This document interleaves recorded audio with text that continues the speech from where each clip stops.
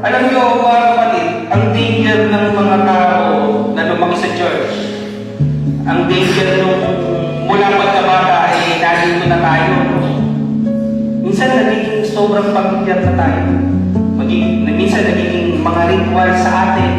Minsan naghahanap na talaga tayo ng something new o something to touch our heart. Kaya nga ang panawagan ng Apostle Paul, mga kapatid, gumising. Maybe, no? May mga panahon na natutulog talaga tayo. May mga panahon talaga na ang hirap mag-penetrate ng salita ng Diyos sa ating mga puso.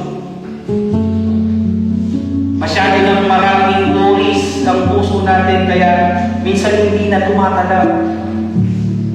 Maraming kaabalahan sa isip na madalas nahihirapan na talaga tayo na muli gumising yung ating mga natutulog na espiritu.